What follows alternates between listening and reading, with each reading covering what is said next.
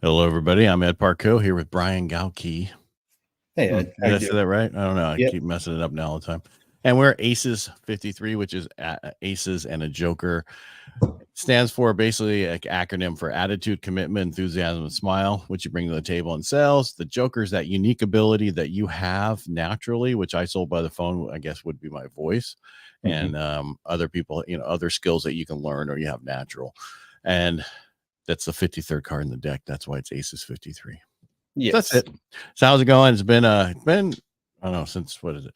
Friday, Saturday, Sunday, Monday. It's been like almost 5 days since I talked to you. Well, I think we both were really busy last week. So you had wrapped up your fire walk and you were still recovering from that last week. So much that I turned my phone off on Friday, or actually left on, and just like turned it off.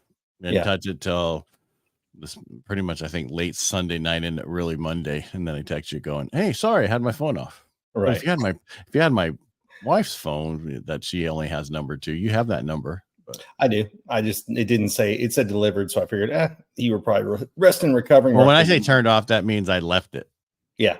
And didn't look at it. So that's turned off to me because my Apple Watch is tied to the other phone, not that phone. I get you. So I have some things tied to it, but I turned off text messaging.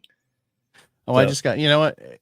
Ever since that event, I mean, it was so much putting up to it, plus everything else I do, plus my Rotary stuff. And then the event happened that Sunday, just wasn't enough time to relax. And then you're back to work on Monday. And then I just, then I still had Rotary again and everything else again. And what are you going to do? I'm bitching. I know. Stop bitching. It happens. Well, it's nice to be busy because I am busy, but I'm not like through the roof busy, but we do so much. Someone asked me, how big's your team handling all that stuff? Well, I guess that's the price. That's what I'm working on. Right exactly. Hold on. Let me check with them. Okay. Yeah. Is everybody here? Yes. Exactly. It is the because I am lacking. The one thing I'm lacking, I'm producing, doing this stuff, cutting it up, but actually posting as much as I want to post. Because I was, I'm getting hit up all the time to do deals, right? But then you look at your certain numbers because in the last 30 days, I haven't been posting like I normally post. And you can see those numbers are down. And so then they go, why do I want to work with you? Yeah. Interesting you said that. I was just looking because this week, like you, I went from the event in Scottsdale, got home on Monday. Tuesday, we recorded. Then Wednesday, I had a dinner with a different client. Then we recorded our podcast on Thursday, spoke on Thursday, went to dinner Thursday night, went back to their event on Friday, then went to Amberly's event this past weekend. And just it's all a blur. And, it's funny because when I was 9 to 5, I thought that took up a lot of time. But when you're breaking up like you are, going through different podcasts, different radio shows, going to different events, you're pulled in so many different directions. Sometimes it's nice to have a 9 to 5 where you only have one common goal. You know what I mean? One job. Yes, exactly. Not multiple jobs. Because the problem is when we're off, then we're like, okay, what do we need to do because we're off? There's no off time. Surprised you could hear me. I just realized that my microphone was nowhere near. It was picking up pretty good there for not having it right there. I know. Hey, you told me to get the right mic. It matters. It does matter. Because it's funny, I had a lady the other day I interviewed on my Helping the Brave podcast, and I said, what mic are you using? She goes, the one that the speaker people told me to get, and it's a Yeti. A Yeti. There you go. Well, like you said, we all start there. So much better now that you got the right mic in the right place, because instead of your computer. I just realized it was all set up wrong. I get so used to moving this out of the way so I can see that I'm like, oh, hey, my microphone's way over there. Yeah, well, it was not only that, it was the fact that it was picking up a different microphone too, because all of a sudden it was like, oh, here I'm on. Yeah, I moved it. It was definitely on the MacBook one versus the Shure. So that's why it's so important not to make any changes. That's why I like when I have my Rode board, I turned it on and it goes boom, everything there. I think it defaults out because I did Zoom calls when I was at the different events this week. So it is what it is, but it is what it is. Anyway, back to the person I was talking about. So, about the whole mics, the most important thing on mics is it is important to have the right mic. And if you're not going to wear headphones, someone has to, so they can hear to make sure the sound's coming through. I remember when I first started this, almost 3 years ago, doing these things, that somebody was like, we can't hear you on Facebook. Because it wasn't connected right. So that's, those things that happen. Someone's like, well, you make those. It doesn't matter. You learn from it and you keep going forward. Absolutely. Well, it's like everything. You don't have to run out and have the best of the best. You start piecing stuff together and asking people what works for them, what doesn't, Right. So someone else told me I need to start again. I keep getting hit. When are you going to put together a course on podcasting? Because I told Lady the other day what to do. Boom, boom, boom, boom. Oh, you're such a this. I'm like, okay, I need to do it. I need to do this. I need to do that. I know, but just it's like just a everybody matter. else. Yeah, everybody else is doing it, especially the ones who don't know what they're doing. Yeah. Well, then you just got to make yours the right way to podcast, right? Or, after you get started, something of that nature. Or once you've gotten all the wrong. After you wasted all the money on the stuff that you didn't need to waste the money on, this is what you need to buy. There's a genius in a name, of course. There's a guy named Sebastian Rusk, and his handle and all of his stuff is podcast suck. And then it says in little letters, if you don't have one. And so people come up to talk like, hey, I got a podcast. Why do you say podcast suck? He's like, I'm not. Read the, what's under there. But it's genius marketing because you see I was in Nashville 2 weeks ago and I saw up on the wall, somebody wrote podcast suck. And it was whatever's last name. Yeah, SR. So Sebastian was there and I was like, see, that's good branding right there. Yeah, it is. Give it to him. Yeah. What so what I thought would be kind of fun to talk about is that I've been to a lot of different masterminds and people think, oh, it's a mastermind. And I don't think people have really dove enough into understanding what they are. And what you're supposed to get from each one? You mean what's the overall agenda, the kind of thing? Or what do you mean? Or are they in person? Are they remote? There's different ones you can join. So I thought that'd be kind of a fun topic. Then we bring in somebody this week who has a mastermind, to kind of fill us in a little bit more. So with going to different ones this week, it was neat to see. I'm a big fan of in person. And that's just because you really, truly get to network with the people that are there. Now, with that being said, I'm in one that they maybe get together once a year out of Vegas. And I'm in one that they get together twice a year, depending on where they also have a local event, So I think it's up to each individual person. What can you fit in with your lifestyle? If you can't get away, kids have events, sports, activities, or you literally can't leave because you're in charge of something, then virtual ones are great. But I saw the power in the last 2 weeks of what happens when you're in the room and you get to spend time with people. And that was a huge difference versus the ones that are strictly like this. Because, one of the ones I'm in, well, I'm just being transparent. I'm in one that's every Tuesday. And last week we got to talk to Chris Voss and it was freaking amazing. So that's the one I'm in on Tuesdays, and that one's remote, and that's the one that gets together twice a year. Yeah, but they also do in person. Yeah, exactly. Then that's exactly it. So in that particular one, so Steve has his speakeasies on the Monday, Tuesday, and then that Wednesday is when the mastermind people stick around. And that was a good way to do it because, well, if you're going to go for the mastermind anyway, tend to want to go to both. The one that I went to with Chris, hold on, I want to say it right. Casamassa instead of Casamassa, because he corrected us. That was the one that I just posted the other day that was in Scottsdale. And the cool thing about that one was it was his mastermind with his mastermind attendees, but he held it at someone else's location. So he held it at Michael Burnoff's location. So then we got to see a different spot in a city that I enjoy, Scottsdale. But I also got to meet Michael Burnoff, which was somebody who was not on my radar before that. And so when I think you've seen this with going to different locations for the speakeasy or going to the other events you've gone to, is then when the mastermind is one that doesn't always say, hey, I have an office, you always come to me. But if it travels around to different cities like Chris's did, then we got to meet with speakers that all live in Arizona. And so got to meet Lee Benson, who's really just, you ever see someone who's so smart, when they're talking to you, they're just trying to figure out how do they dumb it down so normal humans can understand it? No. That's who this guy was. I don't hang around them. I hang around the other guys. I don't normally either, but this guy was brilliant. And I think I sent you the notes I took from just his section alone of when he turned it on to talk and about empowerment and everything. He just blew me away because the guy is definitely genius. He was in the avionics field, made a lot of money, but when he ran a business and stuff, and I may be repeating this from the other week, I was so impressed with you are, but that's okay. You're impressed. Yeah. With what he did for his employees. And yes, profit was important, but what was important for the employees. And so I know we talked the other week about the way he set up the gym there was you can't work out alone. That was neat. And then a lot of big companies have that kind of stuff set up in them to keep their people, but a lot of them do it to keep their people on campus. Yes. And because depending on your health insurance, if you can prove X amount of people are healthier, you get premium discounts by the insurance companies. Which I've always seen the ones, oh, look, if we can prove that our members checked in and they work out X amount of times a week, then we get a discount. But this one I like because it wasn't just that. It was, hey, you have to work out with someone else at the exact same time. So, and see, that would be bad for me. I don't know. Then you can have a spotter and push yourself more. Then you can have a spotter and push yourself more. But that's only on bench. True. But there's other dumbbells. Dumbbells are the best. Dumbbells now they have these new devices that hook onto the barbell to where you can put the dumbbells in it, so that way you don't have to like put them on your knees as you go back and lift them up and hurt yourself other ways. Interesting. I haven't seen that.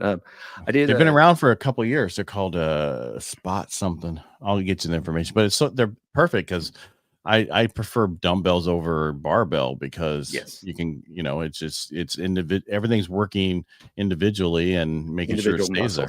Yeah. Yes. Well, I read an article not that long ago that one of the worst things for you is a standard bench press because the way that it turns with your hands isn't good for your chest. So actually the ones when you can do dumbbells, you can just angle it a little bit. It's a little bit better. But anyway, that's not what this particular show is about. That's not what this is about. You're going to show us how to lift weights. Yes. I'm going to do squats here. Well, I told my wife, take some dumbbells to work. You're stuck at work and you can like do curls and everything else while you're there at work because she walks on a treadmill now, right? For 2 hours of the day. I'm like, what's the big deal having a couple of weights? But I'm like, there's plenty of time you can just do real quick sets and, you get all that stuff in to where you're done. By the time you get home, you can do other stuff. But that's, Well, remind me, and we'll save it for another episode on that. But the Jamie Foxx method is something similar to that. But anywho, working out where you're at. Well, remember all those old movies? People be sitting in the chair and they're lifting, big old biceps and they're lifting all the time, and then come to find out you little bar they bend and the hand squeeze things. You can't, you're not supposed to be lifting constantly. Right. Anyway, no, that's not a fitness show today. Exactly. But the point is that's something that I now appreciate about Masterminds is I'm in one here in Dallas and they get together every once in a while at their headquarters. That's good to network. Is that the lady that we've had on that one? No, this was Ryan Stewman's group, Entourage. Oh, so that's one. Yeah, I joined that one because here I was in the Mastermind with Bradley out of Vegas, Steve, depending on where he has his. And I thought, why am I not doing one local to where I live? And I will tell you, it was one I was hesitant to join because it's kind of like the Island of Misfit Toys. And what I mean by that is it's a lot of people, black T-shirts, full sleeve tattoos. First off, if you have to explain what your state, maybe you shouldn't state that. Oh no, most people know about Island of Misfits Toys. If they don't, that means they're really young, or didn't watch reruns of the old cartoons. Yeah, but they're all a lot more service-based industries as well. Right. And so I was like, I don't know. But it's been a really supportive group internally. You get to see them support each other in ways that I don't see that happening in some different masterminds. But this past weekend, I went and crashed Amberley Lagos, and it's called Unstoppable. And it's 99% women. There are a few men that are in it and everything, who at least were in the room. But I have not seen a more supportive group of women lifting each other up, supporting each other, you name it. And it was a different type of mastermind. We'll have to have her on one time just to talk about how she created it, because I was leery going into it, what it was going to be like. And I felt like it was getting to take a look in the girls club and see a different side than what I expected going into it. Well, usually it's been known for women to, destroy each other at work. Right. So it's nice that they get along. And that's, and it's probably strong women getting along with other strong women. So again, it has to deal with who you are. These masterminds are to repel the people they don't want and to bring forward the ones they really want. And it's not getting 10,000 to sign up, because that means you're not niching it. Exactly. Yeah. And are you vetting it? So any mastermind that just says, hey, we'll take your payment, but we're not going to we'll process your payment, but not the person. That's a bad one to join, because that means it's more about the money than the quality of who's in the room. And that was going to be another suggestion I was going to make is you can join a larger mastermind, but you're going to get more benefit out of a smaller one. So let's say 100 or less versus, oh, well, I'm in something called a mastermind and it's 5,000 people. That's not really a mastermind because they can't do the hands-on once you get much more than 100. I would even say cut that in half. You and I've been to events where there's 50 people in the room or there's 500 in the room. Both can have. I've been to where there's 5,000 in a room. You've been 5,000. Okay. I haven't been that big. Well, I take that back. I went to Get Motivated back in the years ago where they sold out entire stadiums full of people. And I didn't really network with anybody.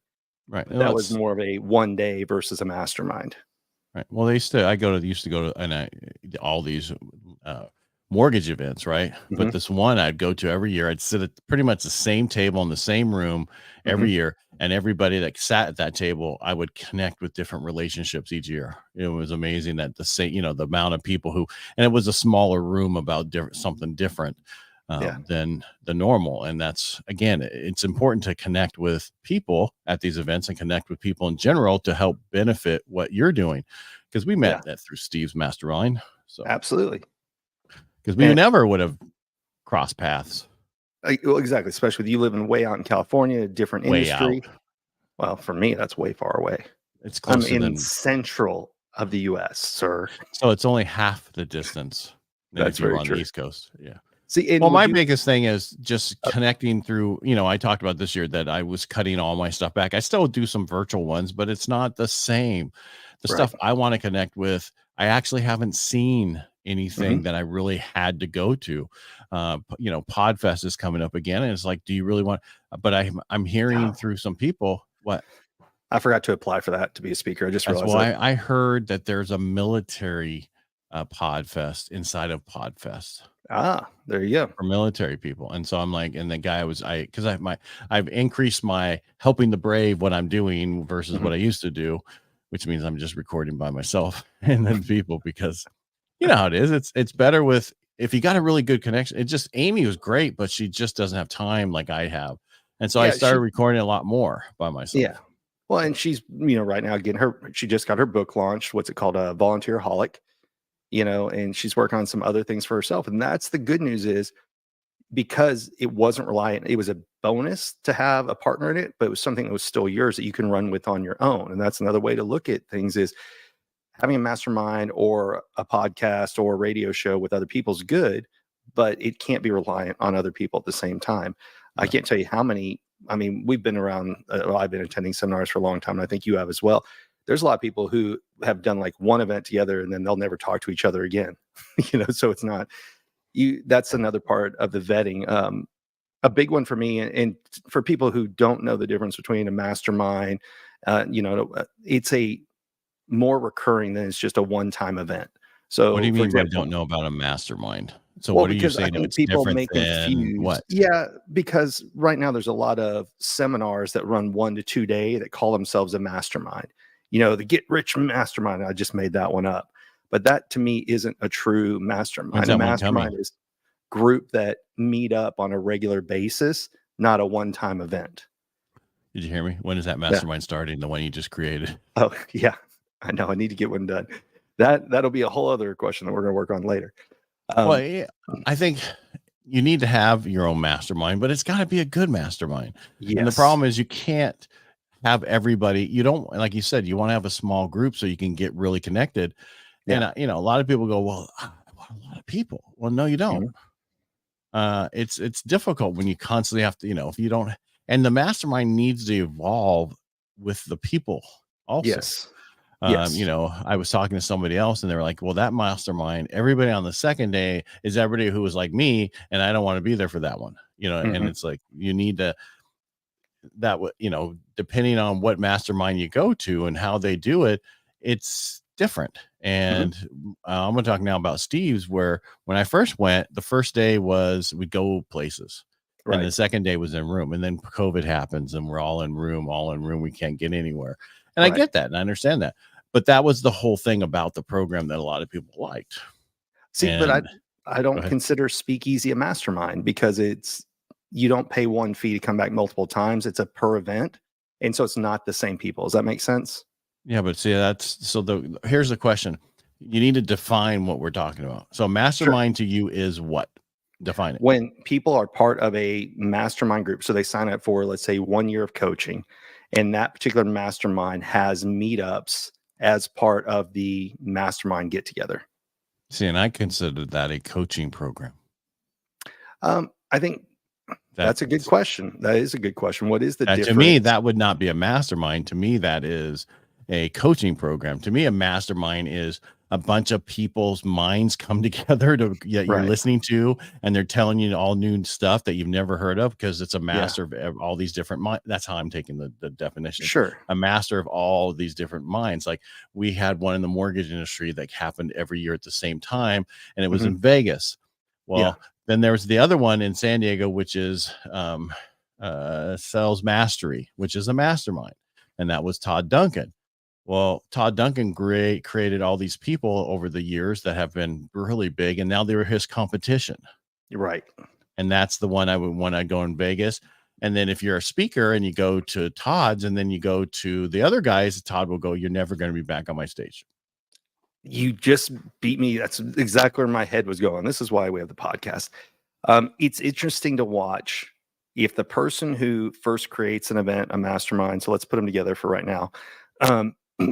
When somebody leaves, do they support the person who left, or do they attack the person who left? And I think if they attack the person who left, and it's because they left them instead of going, "Our time here has been good, I hope they find something else," that's something I look at and go, "Ooh, do I want to be a part of that?" So using two different extremes, and I won't mention the names on either one, but on one of the podcasts I'm on, he has guests on, or one of the masterminds, he has a new guest every Tuesday that we're on it. And so on Tuesday night, he brings in different people, and he'll say, "Hey, if this person speaks to you more than I do, jump to that guy's platform." And I like that about Brad. And so, but then there's people on the opposite side that if someone leaves, they're dead to them. And I've literally seen them put a post afterwards of, "This person here left and I don't trust them," and this and this. And so, and to, like you were just saying, they're now dead to the person. And I always go, that makes me a little bit weird. But there's more to that story than we have time to get into of what I was talking about, because there's a lot of people who, they think that they, I grew you, but I think as a mentor or a coach, you have to understand that your person, if you did it well, they're going to outgrow you. 100%. I had a light that went out, and I don't want to mess with it, so that's why I have a shadow on my face. So the lights are on, but nobody's home, or is it the opposite? Correct. Somebody's home, but there's no lights. Anyway, the problem is I have a strip to turn them on and off real quick, and I hit it with my foot, and it must have taken one of the cords. Gotcha. But again, it has to do with when you're growing these things to understand. So that's why. So to me, a mastermind isn't that coaching thing. See, well, coaching to me is where one person just tells you what to do. The mastermind is you get together, that's group online coaching, or in person. They bring in other speakers, but I assumed a mastermind to be like you pay for 1 year's worth of access to that. In my mind, is a mastermind. So there's events, masterminds, and coaching in the way that I would see it. And then coaching is one-on-one or group coaching, but that's someone bestowing information down through themselves or through their friends. But you're right. The mastermind includes usually hot seats, participation, and focusing on an individual's business at times as well. See, and to me, the speakeasy would have been a mastermind. I can see that, because it's not Steve just staying up there bestowing information, and with the hot seats and the ability to send questions ahead of time, I can see how that correlation goes. I'm just saying, but then to create another one that's a mastermind, that I think that was a totally different take on it. So to me, I don't care to me, a mastermind would be an event that you go to that you pay for. It's once a year, twice a year, and they have different people to talk to you to make yourself better and business better. Right. That's what I look at for it. That's what I think a mastermind is. So I'm wondering, I want to see how I think everybody might have a different definition. No, that's great. I was looking to see how somebody just did one. Okay, I'm going to let you look while you're talking. I'm going to do something real quick. You're going to go fix your light. I am looking up the groups I'm in. I want to see how they term it, since it was just there. So I like on Facebook, I'm a part of one that is it's literally says group coaching, one that says challenge, one that calls himself an association. And let's see, that one's experts challenge. So I do see in Facebook, the way they break it down, it's what's the challenge, meaning it's for a short period of time. And a very popular thing right now is the 2 to 5 day challenges. Then there is group coaching listed in there. And let me see if I'm still a part of. Okay. So a mastermind is a person with an outstanding intellect. You follow me? So that's what I took it as, so. Right. Yeah. Okay. So like her event that Amberly just had this weekend, she called it a summit. And inside, now the summit is her event, and then you can join her mastermind, which she also has. So that's just one person's example. And that was the one that I attended this weekend. I thought was really good. So mastermind groups offer a combination of brainstorming, education, peer accountability, and support to sharpen your business and personal skills.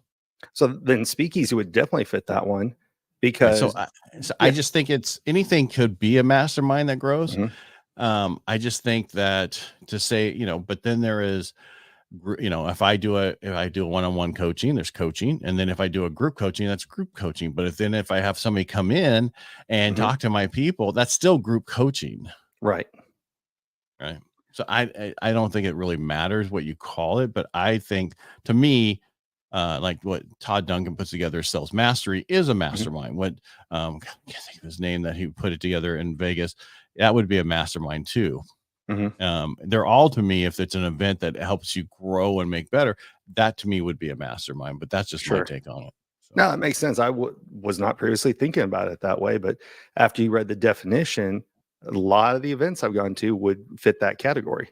Right. And they might not just say because it used to be this is so and something we're getting to, not calling it and mastermind. Right. I think mastermind is that key, like authentic, whatever that word that everybody uses that I can't stand. Yeah. Yeah. Well, because everybody's posting, this is a mastermind. This is a mastermind. I mean, right. Everything then technically could be a mastermind. Driven, in my mind, is a mastermind. You know what I mean? Yeah. Marketing mastermind. Yeah. It's for marketing. And that's the thing, is it's all keyed in on marketing and what you're trying to do, build businesses that way. So there's a lot of people go to it and they talk about marketing, but again, you have to really be in that genre to really get a feel for that one. Agreed. Yeah. And think about it, like the difference in my mind between coaching and a mastermind is, again, does the leader just bestow education out, or are the members allowed to present and be a part of it as well? And that's just my own definition. So, but because a lot of the mastermind, the people in the audience can be on stage, and they should be, once, max twice. You know what I mean? Then it's just like because you're not paying them. And I'm not saying they're bad to be up there. They have knowledge, and there could be, that's why I like when Steve did a quick speakeasy speaks, and gave everybody a few, like 10 minutes or whatever. That was no big deal. But now some of those people have gone on to build something, and they have them back. And then people have been in that thing for a while will go, why am I listening to that person and paying for it when, well, again, people are going to bitch no matter what you do. Sure. The martial arts one I went for is studio owners who have studios that focus on kids. So it didn't matter. There were different genres there. There were people who taught, Brazilian jiu-jitsu, traditional karate. So you name it. But they were all focused. They have the same industry. They have the same challenges. And what I did like is, if somebody had something that was working really well, they got up and they did present what's working for their particular studio. And then they did case studies. People got up and talked about what was working in theirs. When they tried this event, when they tried that event, revenue, ways to increase revenue. Because an interesting thought about that whole industry is, you're really confined to how many people can you fit in the room is your max, right? And so then, of course, you can go, well, buy another studio, buy a larger studio, but what's the maximum you're talking about the people that you're trying to sell, you're talking the actual studio themselves. Actually, studio owners, because they were in the audience. And so they have the limitations of, the size of my building can only hold X amount. I can only have X amount of classes. What other things can I do? That was their particular mastermind. So kind of like we were talking about before, the other one we talked about is marketing focus, because that's what their audience is made up, is people who own a digital marketing agency, and what can they learn from it. And the cool thing about it is, no matter what you like to do, there's some type of mastermind and or event for you to go to. And what's really probably the most interesting, you and I have talked about this on previous podcasts, is success isn't tied to one industry or one company. What works in one industry can work for another industry if done right. Right. Because, I'm doing that Operation Firewalk. Our goal is just to help vets walk across, to look at things differently. Then there's a bunch of other vet organizations that are trying to do other things like, I listen to a guy, I've heard him before. I think you know him. He does the help vets invest in, using their VA loan in properties and other stuff, which is not amazing, but his numbers were like 600 that they have. So the question really is, you don't need thousands, because there's probably millions and millions of vets, right? Couple, at least Correct. 3. And he's got a few, and that's the thing, is you focus only on the few that you can help. And that's niching it down. And then those people will pay you what you need to get paid to educate them and have your time.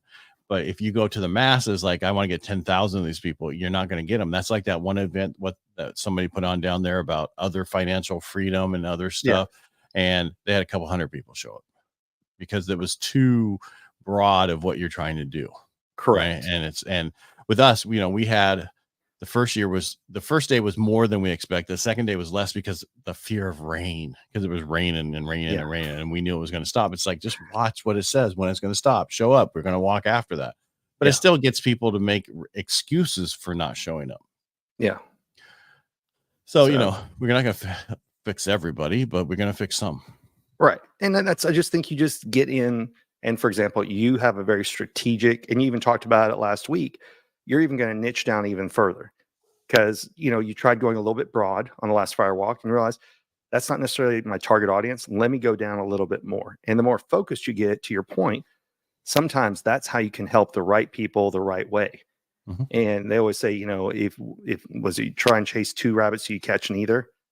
And so often we get that desperation of, well, yeah, but I need to get paid. I need to do this, I need to do that we end up hurting ourselves instead of helping ourselves, because we're like, well, I can help everyone. Yeah, you can. But I do like, I want to say it's Eileen Wilder, some other people talk about, you need to charge a premium first to grow the business so you can help more people later, versus trying to help everyone at a small price point and work yourself to death. And so it's kind of one of those things of, I was raised where, they're greedy, and now I'm realizing why some conferences cost 500 and some cost 5,000. Some cost 20. Yeah. 30. But then you can look at well, let's use Alex Hormozy as the perfect example. So you can join to go to a 2 or 3 day event at his locations, $5,000. You can buy his $30 book, or you can go to his website and get his stuff for free. And so it's all that done for you, done with you type of thing. Education is everywhere. This day and age, you don't need a college degree.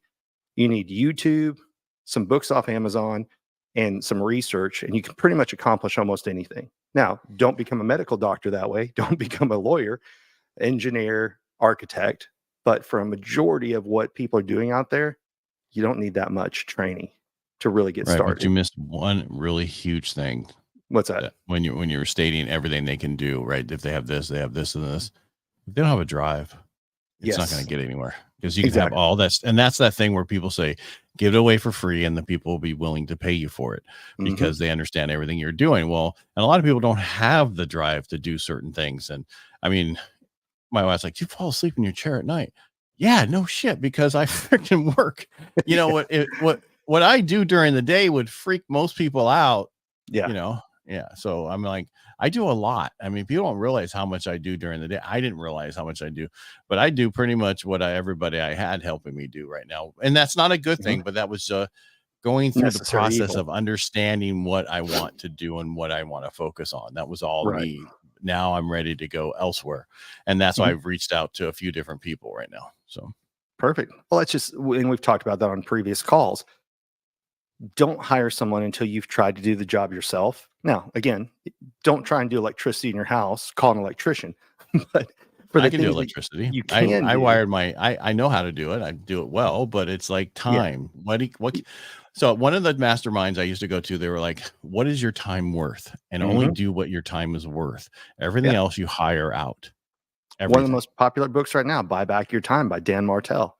And it's really saying the same things that now goes deeper, but what can you farm out to save yourself time? So you just look at what people do around their house. You can mow your yard, or a landscaper can come in with 4 people and have it done in 15 minutes, or you can spend an hour, 2 hours outside.